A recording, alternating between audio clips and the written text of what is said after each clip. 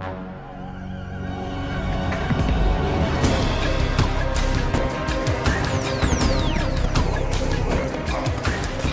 everybody, and welcome to episode 3 of the Farscape Rewatch podcast. Woo! Woo! Episode 3.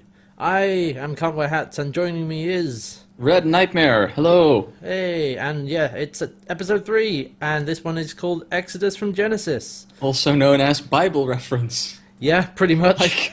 I mean, I know a lot of sci-fi shows like doing Bible references in their titles, but like cramming two together, two entire books. Yep, Exodus and Genesis. It happens.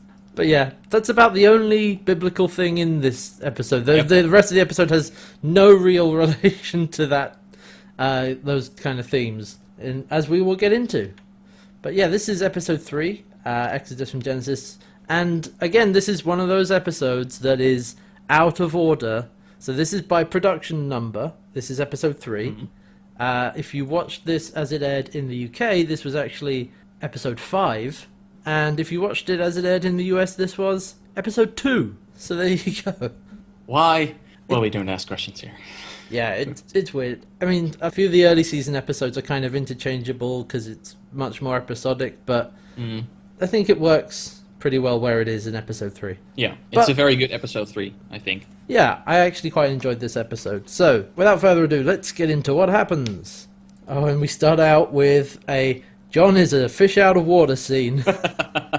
He wants to brush his teeth, you know, like any normal human being would want to do.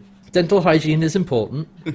But this being Farscape, of course they don't have toothbrushes. No, that would make too much sense.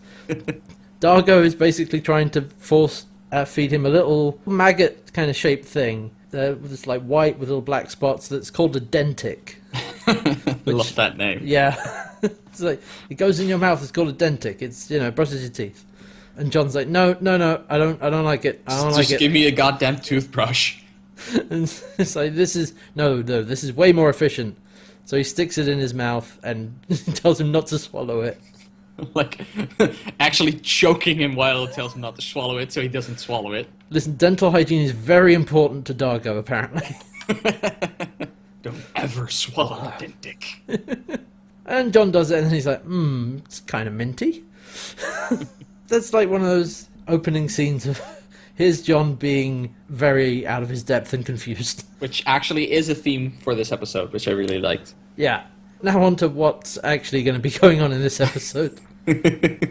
Because immediately after this scene, the ship is sort of shaking, and they've come close to what is apparently some... They say it's asteroid debris. Parentheses. Parentheses. Because that's what it looks like. And Aaron is on the bridge trying to figure out what's going on. And it turns out it's not just asteroid debris. On the other side of the asteroid debris, there's a peacekeeper ship. A Hyundai. Yeah, it's a little peacekeeper ship. So John jokes that it's basically a Hyundai. Yeah, because it's called a Marauder, and it's scanning for Moya, but the debris is blocking the scan. So John says, well, how fast is this thing? And Aaron says it can go Hetch 7. Like, Hetch is kind of like the normal faster than light travel that isn't starburst. Mm-hmm. And the problem, we don't actually know how fast Moya can go, but John says that they can easily outrun that little ship. Yeah. But they're not going to, because if the peacekeepers find them, then they'll call in a command carrier, and that they can't outrun. No. They call on the big ship and you can't outrun that. Yeah. Yeah. I mean, they're a scouting party for Krace, who is really hell-bent on finding John, so you need to make sure you're not found by anyone.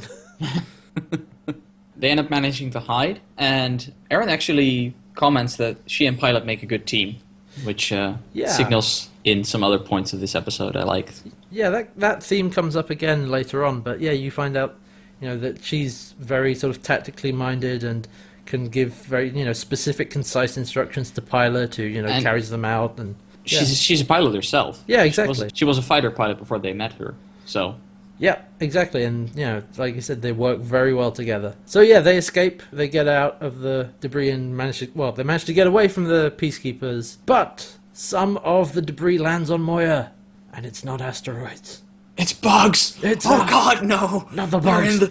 They're in the walls! Not the bees! Not the bees! You actually get, there's like a CGI shot of the bugs entering Moya's hangar bay or something. It looks so creepy. Yeah, it's... Like everywhere on the walls and over across the floor, some falling off from the ceilings, like, ugh. No.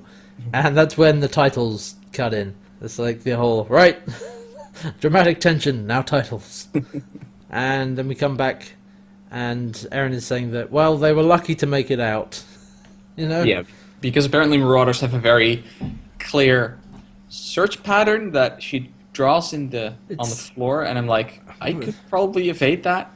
It's something, what was it, like a reversed star upside down? She basically draws 3 lines through each other, like an asterisk. I mean, that's not that hard to dodge, really.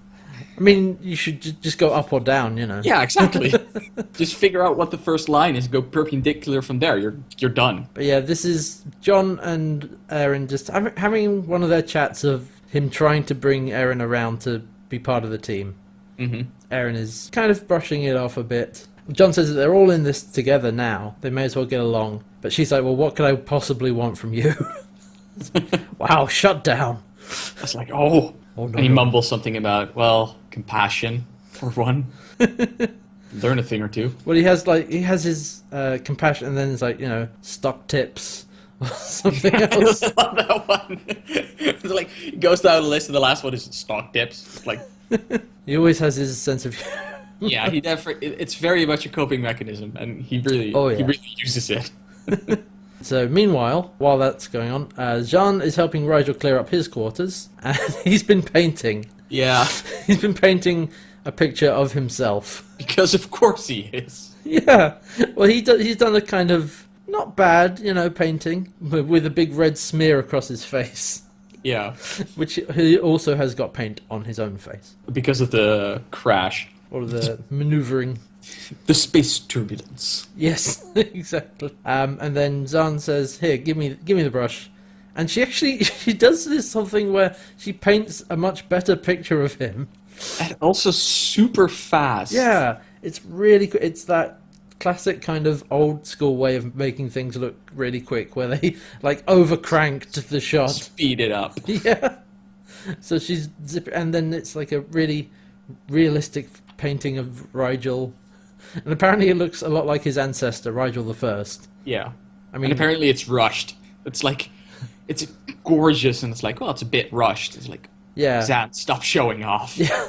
She says it's a spirit painting, so I think the idea is that she's painting, you know, what's inside of Rigel, which is, she says that's why he looks like Rigel the First, because you must have some of his spirit in you. And Rigel seems to be enjoying this. This is another scene of Zahn and Rigel's friendship kind of growing, which I thought was nice. But anyway, back to the rest of the crew, and it's getting hot in here. I'm not taking off all my clothes. Ah, okay. But Eren is getting a little bit too hot, because... Yeah. Let's be honest, Claudia Black is an attractive woman. This is true. These are true facts. I don't know where this is going, but carry on. I just meant that the Moya is warming up. I mean, God, get your head out of the gutter, sir. I'm sorry. It's basically, something is out of whack with the thermal control on Moya. Eren and John are still in the hangar bay while this is going on. And something jabs into Eren's arm from underneath the table. She thinks it's a metal splinter, but we know different, because we saw... It's a bug! It's a bug that shot something into her, which is really weird. And then it picks it up with a bit of blood on the end. Yeah, and there's That's actually... not ominous. No. It actually focuses on, like, there's a little bit of blood on there, and, you know, what's going on here? So now Jean and John have gone to try and fix some of the temperature controls. Actually, there's the little thing back there, which yeah. I really liked, is that you see that bug picking up the needle, and it cuts straight to Dargo holding another needle with blood on its tip and just throwing it away. Apparently he's been stung as well at that point. Yeah. Something weird is going on here. I mean, which is par for the course. It's Farscape. Yep. So yeah, now they're trying to fix the temperature control. So Jean is showing John how to, you know, control the temperature on a tier of Moya. This is another scene of him being very frustrated that he doesn't really know how to do anything. Because, there's a lever, basically, to move to control the temperature, and he pushes it the wrong way, and John is like, no, this way. And that kind of sets him off of like, okay, I don't understand anything. I really like this scene because it's, on one hand, it's John confiding in Zahn, being like, I have no idea what I'm doing. Yep. And she completely understands that. She's like, look, you're new to all this. I get it. Don't worry about it. It'll come with time. He's mostly worried about the others because they don't have the patience Zahn has. Yeah, he says that he feels like everything that he does is a test from Dargo and Aaron. But Jean quite rightly says, they're soldiers. That's how they think. And what they respect are actions. So you should, take action, and trying to just talk to them and say, hey, I don't know what I'm doing. That won't really work. No, so you need to show them you're worth something. Take some initiative, man. Get your life in order. Stop complaining. So yeah, John seems to have been kind of calmed down by this, but then he's gone back to his quarters, and you see like a little bug thing taking a sample of hair from his comb. And then he turns around and sees it. He's like, oh god, bugs! Oh god. It's like a giant 2-foot long bug. Yeah, and it's actually, so there was CGI bugs right at the beginning, but now it's puppetry and practical effects. Basically a toy car underneath it. Yeah, I'm sure that's the case actually. What I think they are, partly because of something else that happens later on, is I think they're repurposed DRD puppets. Probably, actually, good point. Yeah, which makes sense to save on cost. Just take the outer shell off the DRD, remote controlled thing, and put on the alien thing. They're roughly the same size. I wouldn't actually be surprised if they put the alien coat over the DRD, because I think the DRDs are smaller. And there's a bit later on where one of the alien bugs moves a little limb up from the top of its head, which is exactly in exactly the same place that the DRD's like injector and things are. Oh, nice. Yeah. So I figure that's probably what they did. Oh, sweet. It's a good way of doing it, and it works for these scenes, I think. Yeah, so Crichton is trying to catch one. Then it does actually go back to a CGI bug at one point when it stands up on its legs and does like a whole shuffle back and forth with John. They're saying they never do that again in the entire episode. It's like, no. I mean, CGI is not cheap. No, it's like, why do it in the first place? They worked fine as they were. Yeah. Cockroach-sized. So then John basically has a fight with this bug and manages to catch it and kill it. I like how he throws a sack over it, grabs it, and then just does what you always do when you want to crush something in a sack. You just slam it onto everything you can find. It has that classic bit of, okay, it's dead now. And it moves and he just whacks it again. Against the wall, against the table, on the bed. Because, he wrecks this thing, and then there's this, gunk oozing from the bag. It's, So, he's identified that, yes, okay, that's the problem, bugs. Giant 2-foot bugs. So then we cut back to Zahn, who is showing another ability that we haven't seen from her so far, which is that she's a scientist. She does autopsies, apparently. Yeah, she's wearing like a lab coat, kind of, like a space lab coat. And she's doing some tests on the bug's DNA, the one that John managed to kill. And she finds something interesting, that its DNA matches Crichton's. What?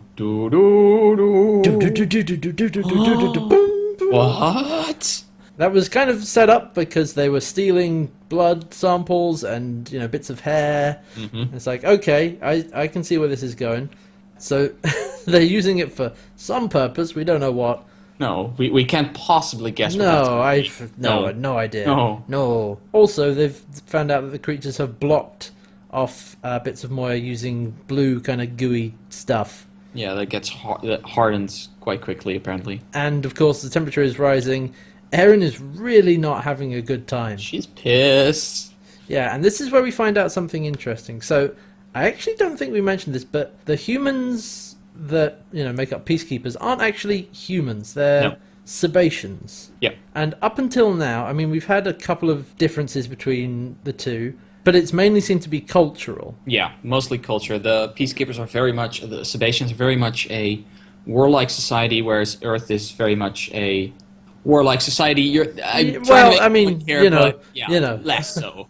But now we actually find out that Sebaceans, well, Dargo says they lack the gland to properly regulate heat. And so the upshot is that they do not deal with warmth very well at all. There's several stages of, the short-term memory goes, then motor function, then long-term memory, then you're basically a walking zombie.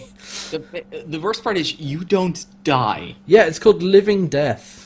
I'm assuming it's either you become basically a zombie, or you basically become... I'm expecting it to be somebody in the last stages of Alzheimer, something like that. Yeah, it sounds being like completely awful. Unaware of your surroundings, aside for very short flashes. Yeah, God, it just sounds terrible. And Aaron says that peacekeepers will put each other out of their misery when they get into that state. It's like, geez, this is some heavy stuff. It's like, whoa, okay. Yeah, so there's a time limit on now, because if things get too hot, John can deal with it fine. Most of the rest of the crew are uncomfortable. But that's about it. That's about it. Aaron will become a walking zombie, or possibly... The faith worse than death, they call it. I also like that John points out that, wait, they're basically cold-blooded? Yeah. It's like, not far off. It's probably not exactly what they are, but it's not a bad wording for it. But yeah, so they're going to rush off to try and fix the heat. So Crichton goes down to another corridor where there's another valve to adjust the heat, like the one we saw earlier. Mm-hmm. And he runs into Zahn, who turns the heat up. So he's like, wait, no, you're doing it wrong, and he tries to put it back. And then she attacks him, and then turns around and just sort of vomits up this blue goop, the same blue goop we saw a minute ago, over the lever to lock it in place, because it hardens. And so John is like, oh, okay, runs away to go to command, basically the bridge, and finds Aaron there, who is also doesn't say anything, and is also turning the temperature up. It's like, oh no, stop. Then she basically fights him. Yeah, she attacks him, beats him up, and then he grabs her and pulls her goddamn arm off. It's like... And we find out that the arm is full of blue goop, and then the real Aaron walks in. Because, surprise, it's not really Aaron. It's a clone episode! Clones! Yes! So, there are these tropes in TV series that especially in sci-fi, there are also a few episodes that need to show up. There's the clone episode, there's the time loop episode, there's the mirror universe episode of evil versions, which kind of is also the clone episode. Probably. I mean, it's in Star Trek all the goddamn time. So yeah, this is clone episode. Yeah. And we're 3 episodes in, we're already at clone episode. Nice. And of course Crichton realizes that Jean that he met was also a duplicate, or replicant, I think they call them. Yeah. The way they find this out, he mentions like, I met Zahn in the passageway, and she was like, I was never in the passageway. What do you mean, passageway? You're not telling me this ship has one passageway. It's probably all the rooms are probably connected with several passageways. I mean, how can you be talking about the passageway? I mean, that sounds like just like a script over the side. I wouldn't worry too much about it, but yeah, it's so stupid. Yeah. So yeah, they've discovered that the bugs are somehow making clones of everybody by taking their DNA, and so they need to do the whole thing of, oh, how do I know that you're not a clone? And this I quite like, because this is Dargo. Dargo initially says, okay, we will cut off the tops of all our little fingers. And John's like, oh, gee, Christ, Dargo, you're in it. Just spray some orange paint on your hand, you moron. I love that. In Dargo, everything is like some sort of blood ritual or some sort of... He doesn't like the simple solutions. He wants the most painful solution possible for himself or somebody else. Yep. I like that John is getting to actually, make a difference and is actually contributing quite a lot by being apparently the sensible one in this episode. And then also in this scene we notice that Erin has started to lose her short-term memory because, she's about to suggest something and then she can't remember what it was. And like she said earlier, that's the first stage of heat delirium, so it's starting to kick in. Not good. Nope. It's like, I found this very good because it shows you the frustrating moment that she's losing her short-term memory. It's like, seeing that happen to someone, that's quite heartbreaking. Yeah, and this is pretty tame compared to what happens later on, but it's the first sign that, oh no, something's very wrong. So, now we go back to Rigel, because he's helping with the search in his usual very reluctant way. helping in between heavy air quotes. Yeah. It's like he doesn't want to help. Let somebody else do it. I mean, once it's safe, he'll come back. So basically, Dargo grabs his chair and just chucks him into the hole in the passageway. It's like, I love that. It's like he grabs the chair and just throws him in like water from a bucket, and you can hear Rigel as he flies into the wall like, "Luxem hospitality never ceases to amaze me." It's a wonderful line. Rigel has some fantastic lines. Oh, I love that character so much. Just a little grumpy old guy who doesn't want to do anything. But yeah, after he gets thrown into like a little access hatch or whatever it was, and he finds the room where the creatures are incubating because there's a huge gross nest. It's this huge puppet as well, which I love it. It's so good, and it's kind of tangled up in Moya's, internal structure. And as Rigel is looking over there, there's like a little tube that is extruding an egg, and it's kind of gross and weird, and it's very effective. It's like, and then one goes open, and 2 bugs come out and leave. So Rigel is very, very uncomfortable with this. Like, oh no! Nope. I am a Domina, and I'm not supposed to be here. And meanwhile, Zhaan has discovered something through science. Oh. She's done some science to the bugs and managed to create a substance that will dissolve the sealant. But then she gets attacked because, we can't have anything nice. She actually gets like a big needle thing stuck inside of her for that. It's like, oh. And it's harsh. Yep. And Eren is almost unconscious. Yeah, she's actually with Pilot at that point. Oh, right, yeah. I love that scene, actually. I was going to say, this is probably my favourite scene from this episode. She's gone down to where Pilot was because she's kind of useless to everyone else at the moment and is getting in the way. And so she's gone to see Pilot. And there's this very touching scene between the two of them where she's really in a bad way. And Pilot actually says, she's the only peacekeeper he can look at without feeling, hatred or... Fear. Or fear, yeah, that was it, yeah. And... I love this bit where, God, I've said this last episode, but I love Pilot's design and his puppet so much. This was a very good use of his puppet, I have to say. I preferred Rigel over Pilot the first 2 episodes. Yeah. But this is putting them at equal level for me. Yeah, because you can see his emotion very well, and there's this amazing bit where Eren is kind of collapsing, and he puts one of his arms around her to support her. Yeah. And stand her up. And I just love that because it comes in from off scene, and it really gives you this impression that Pilot is a real character and is not just a puppet. No, he really is a character at this point, especially because of like I said, this scene, more bonding between those two. Yeah, they're really setting up like Pilot and Eren bond in this episode, and yeah. I happen to know that it continues on in the series. Yes, absolutely. So yeah, that's a really nice little scene of the two of them kind of bonding and Pilot looking out for her. And also another scene I really like that's in there somewhere, I don't know what the exact order is. That's Dargo and John walking through the hallways helping Rigel by slamming the wall and scaring the bugs away. John basically accuses Dargo of wanting Eren to die because she's a peacekeeper. And Dargo actually forcibly rams him against the wall and is like, look, the part of me that wants Eren to live is larger than the part of me that wants all peacekeepers to die. Yeah. And John flippantly says, well, that's not a lot. I'm like, excuse me? Have you seen how much he hates the peacekeepers? That must be a freaking large part of him. Yeah, I mean, Dargo is an angry man. Oh, there was... I think we skipped over this because it's another little scene, but when they find the sealant and are trying to get into a thermal control room, it's stuck around the door, so he's trying to cut through it with a laser, which isn't working. So he just immediately starts cutting into the wall next to it. And Pilot gets pissed. Pilot flips out. He's like, how dare you cut into Moya without her permission? He basically just tries to... He sends DRDs after him, but Dargo keeps doing it anyway. But it was interesting to see Pilot mad. Yeah, don't fuck with Moya. No.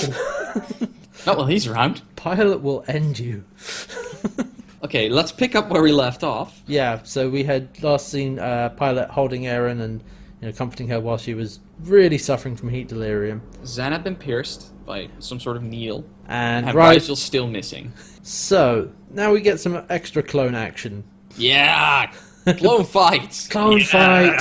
And yeah, like you said, there's all these sci-fi tropes of, clone episode. And within the clone episode, there is the trope of clone fight. Also known as stop hitting yourself, stop hitting yourself.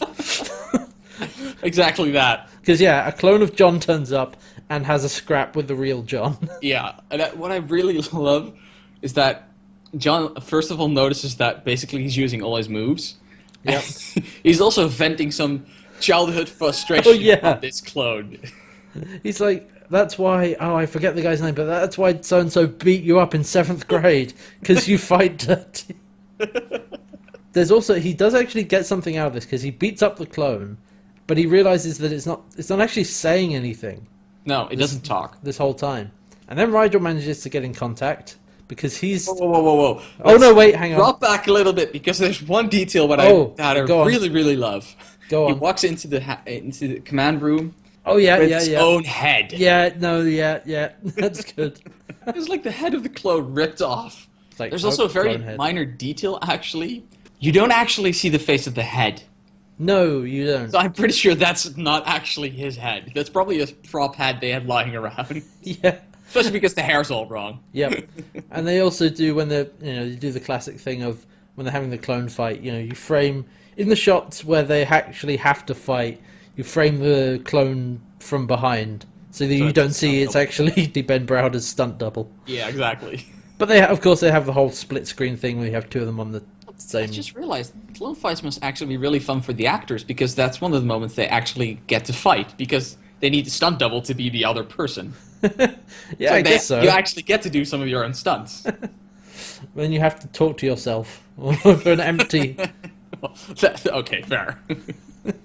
But yeah, like I was saying, Rigel he's still in the chamber where all the where the nest is and all the alien bugs are, and he sees that they're spitting out loads and loads of replicants. It's like lots and lots of clones. Just like we get a scene of, I think there's like the shot from the neck down of like 2 Dargos. Like you see like Dargo come out, and then there's a John, and I think there's a Zahn, and like maybe another Dargo. just firing out replicants of the entire crew. And another one, and another one, and another one. Oh dear. Where are you getting this biomass? And back at command, John turns up, and it's it's not a replicant because she's still got the thing that was stabbed into her. Mm-hmm. And then she starts speaking weird. Oh no! Yeah, she does the whole kind of voice filtery thing of like, I am the monarch. Yeah, she says she's the monarch of the Drac, and that everyone on the ship must die.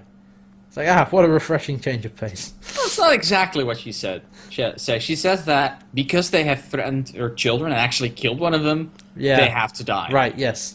John's like, oh.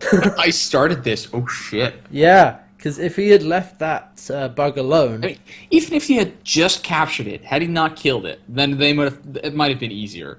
Yeah, it probably would have been easier to negotiate with them if they had just let it happen. The interesting thing, this isn't mentioned, but this is my theory on why they're producing the replicants. Because it's not really stated why, it's just that they are. Mm-hmm. I think it's actually a defense mechanism. Yeah, that's what I read into it as well. Yeah, because, they got attacked and then started producing. I mean, they were collecting DNA anyway, but it's only after they were attacked that you start seeing the replicants. And Monarch says that they just want to reproduce. They're trying to get their reproduction cycle going, and they need heat for that, which Moya is good for because thermal control, and they can turn the heat way up. Space is pretty cold, so they can't do it there. They use like a host to reproduce, like Moya or something. Yeah, or another warm ship.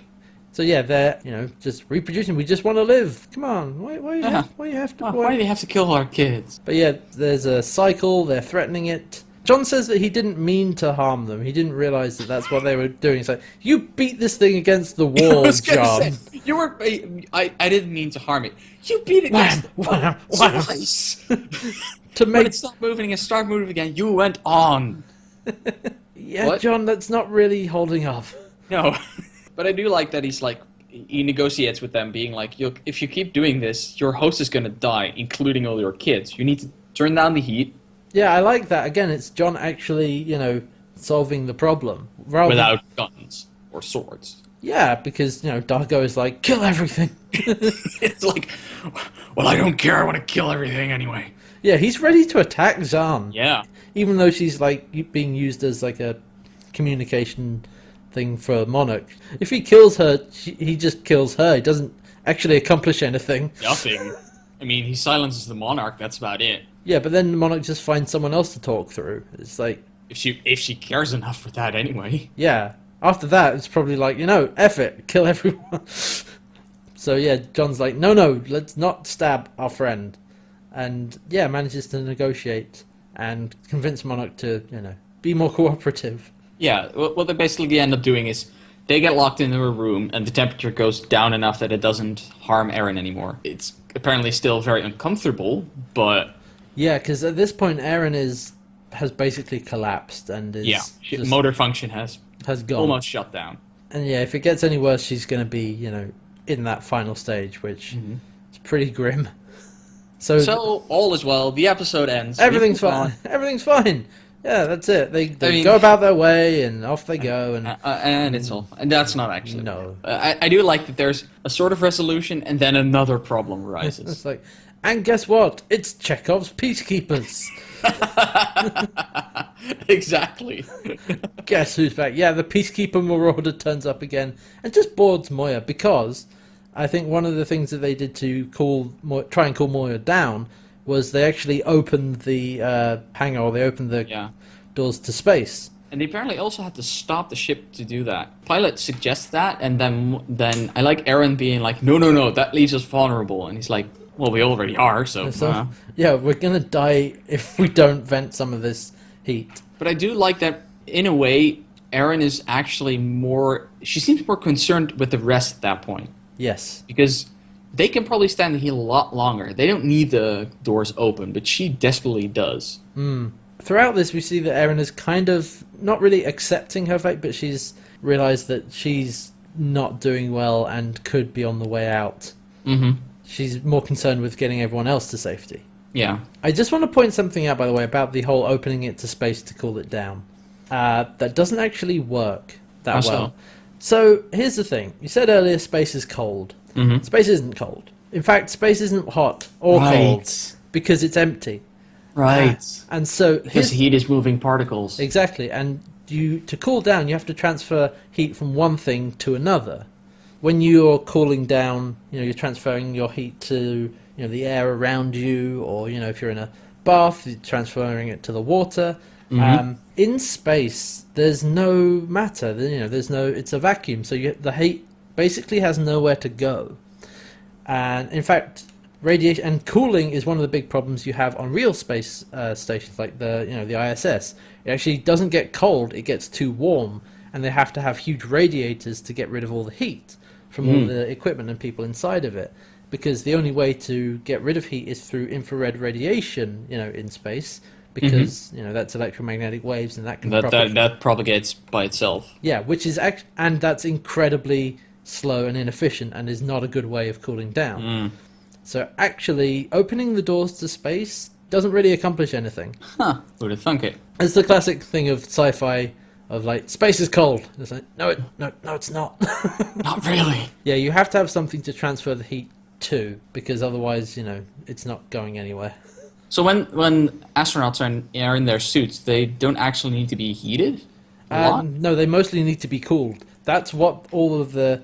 When you look at the big pack on the back of their suits, and there's tubing that goes through the entire suit, that is to keep them cool from their own body heat. And interesting. And also, when you're out there, if you're doing it in if you're doing a spacewalk in the quote daytime, then you've got the sun shining directly on you, and that creates more heat. Exactly. So they don't need to be warmed up; they need to be cooled down. Like that's what. There's a huge amount of cooling and radiation, or radiators rather, inside a spacesuit. Nice. Yeah, I just thought that was a little fun little fact. Farscape Rewatch podcast for other science information. Yeah. The more you know. Anyway, let's get back to what's been going on. So yeah, the peacekeepers have turned up and boarded Moya, and I just want to talk about something here. That's the elephant in the room. There is some fierce eyebrow action going on here. I don't think those were actual eyebrows. I think that's they were painted on, but So each of the peacekeepers has some kind of eye makeup on. Some of it looks kind of like an Egyptian kind of eye thing, or like is fairly subdued. One of the female peacekeepers just has gigantic black eyebrows painted on. Like it's quite disturbing. I was like, oh, what the? Oh, it's makeup. Yeah, some of the rest of them look kind of, artistic and like traditional kind of thing. And it's, oh, that looks pretty cool. And then there's just this one woman who has massive eyebrows. Look, it's a statement, okay? It's a fashion statement. You're a peacekeeper. You don't get to choose your uniform, but god damn it, if you can differentiate yourself, you do it. Either that, or it's like, look, everyone, I got dressed in a hurry this morning. Just stick these eyebrows on. That might also actually have been the case. I might be giving her too much credit. That completely took me by surprise. Like, I was not expecting brows of this magnitude. So, anyway, yeah, they shoot and kill Dargo. They find the corpse of Aaron. But of course, they're both replicants. I mean, the peacekeepers have no idea what's going on. They're completely dumbfounded by this. Like, oh, well, that was easy. And Pilot's like, oh no, there's weapons fire. And the heat goes up again. Yeah, because Monarch thinks that it's the rest of the crew doing this and that they've betrayed Monarch. The heat starts cranking up, and then Aaron keeps getting worse. Yeah. And she tells John that she can feel the living death coming, and if it does come, that he has to kill her. Yeah. And she says to him, it's like, can you do that? Can you kill me? Can you promise me that? And he doesn't actually respond. No, he doesn't respond at all, which is relevant later on. Yeah, he does not answer that question. No. So he's trying to communicate with Monarch to tell them that it's not us, it's not our fault, we didn't do it. Monarch doesn't believe him. She's not even responding at that point. Just like, nope. And so it falls to none other than Rigel. To Dominar himself. To speak to the Monarch, because he's in the chamber with the eggs and the nest still. And he's very, of course, true to form, incredibly reluctant to actually go and talk to Monarch, because apparently he actually has to go inside the nest and inside the egg sac, and that's weird and blah, blah, blah, blah. But then Zahn says, well, what would Rigel the First do? Ah, there we go. Gotcha. Speak to his ego. Yep, that always works. So he does his best, I am a Dominar, and I actually really love the sentence he starts with. Yeah. I am Dominar, Rigel Dominar 16th, both your equal and your humble petitioner. That's a beautiful line. Yeah, he's laying it on thick here. Yeah, it's like, wow, that's pretty good, actually. Yep. And so he is granted an audience.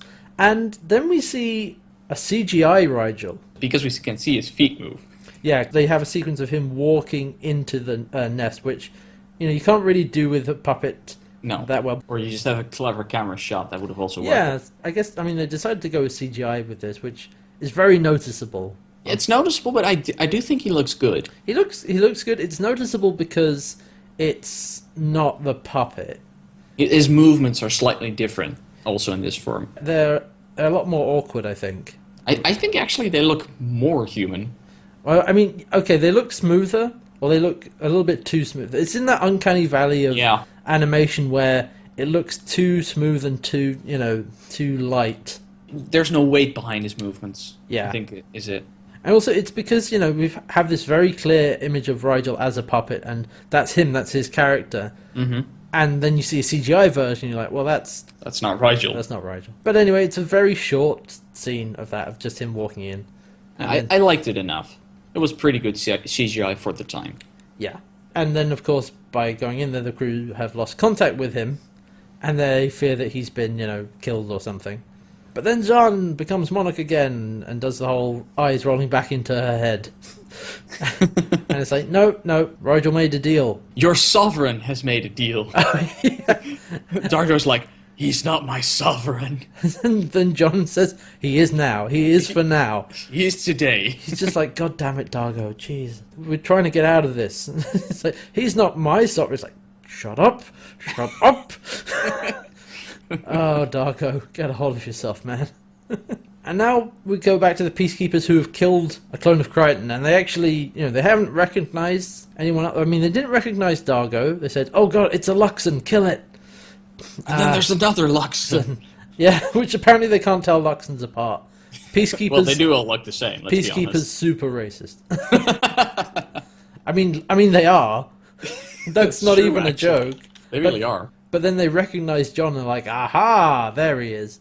Because presumably Krace has given them like a picture of John. It's like, find this guy. And apparently kill him. It's like, Well, yeah. I thought they wanted him back alive, just to... No, Krace wants John dead.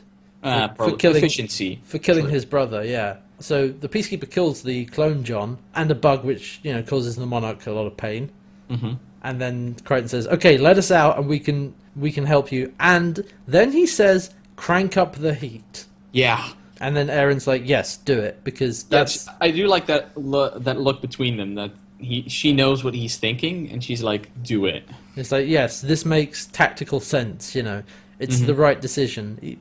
Because she's ready to sacrifice herself. Yeah, at this point she knows, like, okay, they can't take 5 Peacekeeper commandos just between Dargo and Crichton, just in a fair playing field. They need an advantage. You can already see in the scenes with the Peacekeepers that they're suffering from the heat already, even if it's in minor things. Yeah, they're sweating and they're removing some of their, very heavy armor and clothing. They're sort of stripping down because it's way too hot. So yeah, they've decided to, work together, Monarch and John, because this scene is...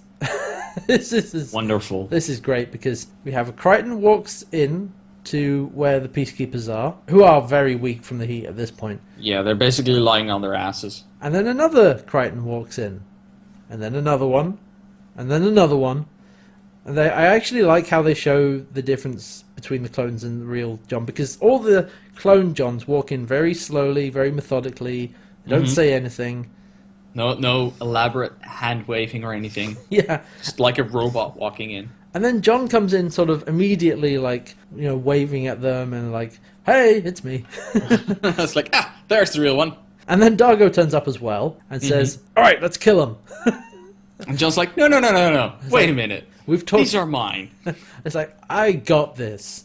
Me, and me. We got this. He's not going to kill them, but he's going to intimidate the hell out of them. Oh yeah, I love this bluff. Like, holy crap, this is good. Because, yeah, he tells the Peacekeepers, tell Krace they picked the wrong species to mess with. Because the Peacekeepers, they know he's not Sebastian. They know he's some sort of other species. But they don't know anything else about him. So he basically bluffs that this is what he or his species can do. Basically just clone himself over and over and over and over again. Or something like that, yeah. And there's a thing where he has, like, the knife up against... Yeah, the commando has the knife up against John's throat, yeah. Like, go ahead. Yeah, do it. And the last thing Krace will see is his crew dead, looking up in a pool of his own blood. It's like... Oh. And he says this ice cold. Like, there's a knife at his throat and he doesn't give a flinch. It's like... He's like, wow. Yeah, he pulls off an amazing bluff. I do not want to play poker with John Crichton. Nope. No hell. I'd lose that. Yeah, that rather effectively convinces them to go away. Because, Dargo was all about, we should kill them. That way Krace won't know where we are and, everything will be fine. John actually makes a big gamble by doing this. And Dargo tells him. Because Crichton says that, okay, well, by letting them go and by letting them tell Krace what happened, there's a chance that Krace will leave them alone. Yeah, that he basically believes that this is really something Crichton can do. And, and that he's scared enough about it. Yeah. And I actually kind of agree with Dargo here that he says it's a very small chance. Actually, John agrees on that. Well, yeah, John does also agree, but he's like, it's a slim chance, but... I think there's one problem with this entire plan. Yeah. You've let them go, so they're gonna know where we are. Yeah, like... And you're hoping that those theatrics will scare Krace off. As I was gonna say, like, if that doesn't... if it weren't the case that the location was very important, then I wouldn't have been that worried about this. Like... Yeah. Fine, go ahead. It's a gamble, and if it doesn't work, nothing lost. But you actually lose something if you lose this gamble. Like your goddamn life. For once, I think Dargo may have been right in that you should have just shot everybody. I think we just found our first count. Dargo was right. I am officially starting the first count of this podcast. Okay. I'm grabbing a piece of paper here. Dargo was right. Yeah. All right. I don't think this is going to happen often, but for the first time, Dargo was right. Dargo was right. Count 1. Exactly. Hey. Actually, before we go on, what I also like about this whole scene with the bluffing and everything, it cuts between John doing this and Zahn and Aaron in the shower. Basically, Zahn's trying to cool down Aaron with water, and that's a heavy scene, because the only thing Aaron is saying, there's only 2 coherent words coming out of her, which is Crichton and promise. Yep, she's going. She's at the edge. She's very close to being, having the living death. It's like, ooh. Yeah, this is one of those. This is an episode that has like a pretty, standard plot of like, we got to get away. There's clones. It's a clone episode. Mm-hmm. Also with some really heavy shit. Of like, she's like, I'm gonna not die. You need to kill me because I'll be in absolute misery. And that's heavy. But thankfully, things wrap up quite nicely because the Peacekeepers leave, the Drax leave, the temperature goes down, and Erin is okay. Yeah. She's alright. With the Peacekeepers gone, the deal with the Monarch is apparently on again, and they just wait out the Genesis cycle, as they call it. Yep. And Crichton is carrying Zahn to her quarters after all of this because, she's had a pretty tough time of it as well. Yeah, being basically a loudspeaker for an alien bug. And getting stabbed in the in the chest. And she compliments, she says, good job, well done. But he has to keep his patience because he's still, frustrated that he doesn't really understand what's going on. And but she's like, well, no, you'll get the hang of it soon. And again, that it brings that circle of that arc of John being out of his depth around, being like, okay, he's getting better at this, but he's still not there yet. Yeah, I think what he's learned to do is that he doesn't understand a lot of the particulars, like the brushing your teeth with the bug and the certain other things, but he's starting to understand the people more. Yeah, and he's starting to understand what makes him unique in this group, in that he's very much a character of reason and innovation, really. He is always thinking on his feet. Yeah, he provides the third option, basically, the additional idea that actually does come through and is actually useful, and he's not a completely useless, dumb human. I mean, he's basically the only scientist on board when you think about it. I mean, well, we saw... No, that's not true, because Zahn was... yeah, okay, you're right. Zahn has some... Yeah, she did a lot of science earlier. She figured out how to dissolve the alien goop. But I get the feeling she's mostly in the biology angle, where he's more in the physics angle. Yeah, that's true. And also, like I said, thinking on his feet. Yeah, he's very much kind of, figure it out as we go along. Zahn reminds him, just time and patience. That's all you gotta have. Time and patience. Is that your answer to everything? Yes. Pretty much, because it usually works. Yeah, I mean, she has a point there. Yeah. But yeah, that was nice that he's starting to grow and realize that he's an important part of the crew. And then he goes to see Erin because she's all right, but she's still very shaken from the whole thing. She's dealing with the shit and the fallout of coming so close to the living death. And here's something interesting is that he asks Pilot where she is, and Pilot says she's on the balcony. The terrace. Oh, the terrace. Sorry, yes, the terrace. And we find out that this apparently is a part of Moya that is open to space, like right on the top. I mean, it's probably domed or something with glass. Yeah, or it has like a field around it. But it's mostly just open to space, like you said. Yeah, and Erin is sitting out there watching the glowing cloud of the Monarch stuff sort of go away and fly out to its original location. Yeah, and John's come to see how she's doing. And she has the whole thing about, she used to think lesser life forms should be squashed. And now she knows otherwise. And Crichton has this sort of realization that's like, oh, you don't mean Monarch. You're not talking about the bugs, are you? You're talking about He goes me. into that, he responds to that, oh, you're talking, yeah, well, it does give you perspective. You're not talking about the bugs, are you? She's like, yep. She just smiles. I like that she doesn't even respond. She just smiles. Yeah, that's exactly what I'm talking about. Yep. Yeah, because then she asks John, because she never got an answer to the question earlier of, could you have kept the promise to kill me if I had gone to, the living death. And he doesn't answer again. He says, But- worse things could have happened today. Yeah, I like that he doesn't answer and that she can see in his eyes. Like, heck, he probably doesn't even know it himself. Exactly. If he I think that's the impression I got, that he doesn't have an answer for that question. I mean, he doesn't have an answer ahead of time. like, let's be honest. Could you kill me if I was in that much suffering? It's one of those, like, you don't know. No. I think he's realized that he can't make that promise ahead of time because he doesn't know how he will feel. I mean, at the don't time. make a promise you can't keep. Yeah, exactly. He doesn't want to say yes, but he also doesn't want to say no. I mean, he doesn't want to say yes because he doesn't want to kill her, but he doesn't want to say no because he doesn't want her to be suffering. Exactly. And that whole struggle is very difficult to comprehend when it isn't actively happening. You can, reason your way into one thing or another, but then when it's actually happening, the emotional, the hit of that happening in front of you is going to probably warp how you feel about it. And so he's quite sensibly realized that he's not prepared to answer that question No. right now. And again, like you said, John thinks best on his feet. Yeah, And probably good point. whatever he says now could change, because he might change his mind depending on what happens. So he's really not ready to deal with that. No. I do like also that she says, could you have kept your promise? And he doesn't correct her because he never made any promise. Yep. He never said anything. No, he never responded. She asked him to. And I like that the entire episode she keeps talking about the promise and like, I'm hoping this is an intentional decision, that they didn't just accidentally cut out the promise. Yeah. Because I'm a bit afraid of that. Otherwise, I mean, the delirium I wouldn't be surprised that through the delirium she thinks he made the promise. Yeah, that sounds pretty likely to me. John says, worst things could have happened today. Let's not worry about it. Let's just get on with. Let's draw a line under this. Let's end the episode. Yeah, and that's where it ends. We end on a nice shot of John and Aaron looking out into space at the retreating monarch swarm, I guess. And there you go. That was Exodus from Genesis. I liked it.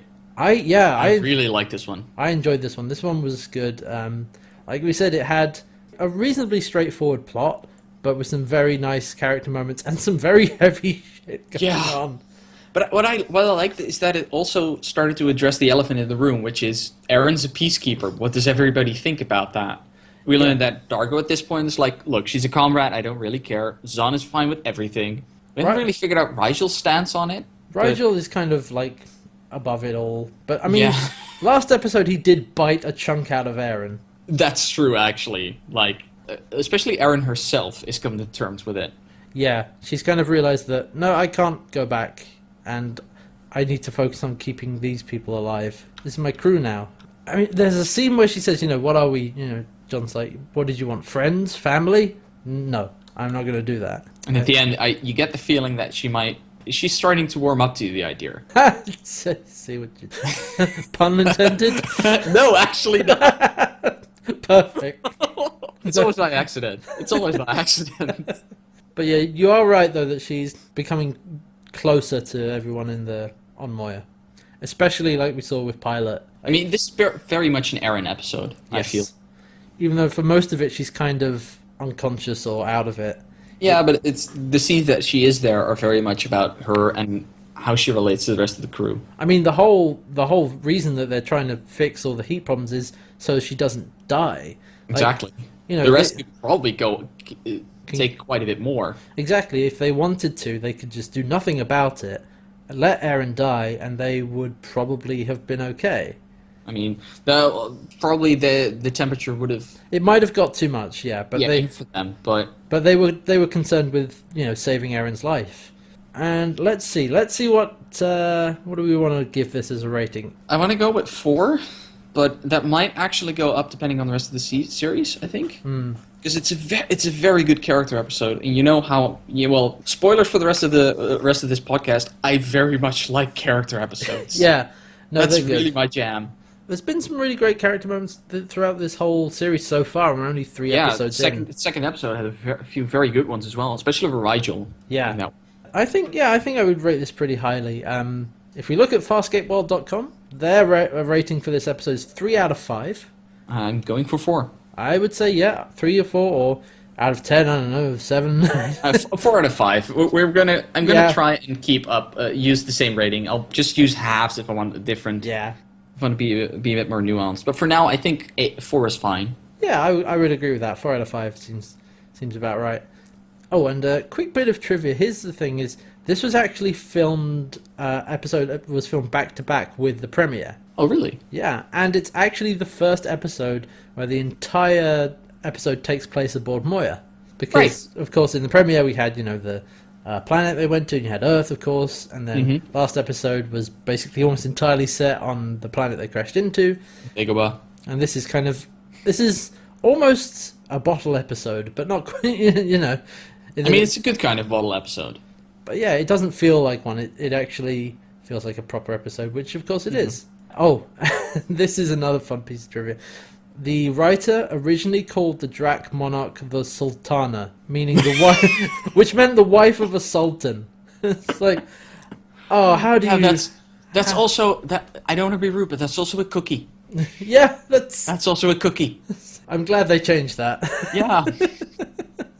But no, this was good. This was a good episode, and this has been consistent so far. We haven't hit a really duff episode yet. We'll see next week. Uh-oh. What do you know that I don't know? I actually don't know. It may actually be perfectly fine. Who knows? We'll see next week. That's it for this episode. But up next, we have Thrown for a Loss. I think this is going to be a Rigel-focused episode from the synopsis. I'm not going to give too much away. The first sentence of the synopsis on Wikipedia is, Rigel's plot to appear regal backfires. I like the sound of this. I can't wait till next week, actually. I really like Rigel. Yeah, Rigel's pretty great. And we will be back next week for episode 4, Thrown for a Loss. And of course, this episode and every episode of the Farscape Rewatch podcast is brought to you, by listeners like... No, not you. You! People listening. You're pointing at the camera, but there's nobody else there but me. It's the force of... Listen, this is an audio-only podcast. It's the force of... Shush. I know. Go ahead. But yes, this is brought to you by the generous support of people on Patreon. And that is patreon.com/CantWearHats, which is supporting this podcast, my live streams on Twitch, and many other projects to come. So, go check that out. And if you want to hear more from either of us, I am on Twitter at CantWearHats. And I'm at Vidalkin3 on Twitter. Yeah, so keep an eye on those for any more updates about the future episodes and so on. But we will be back next week for Thrown for a Loss. Goodbye. Bye.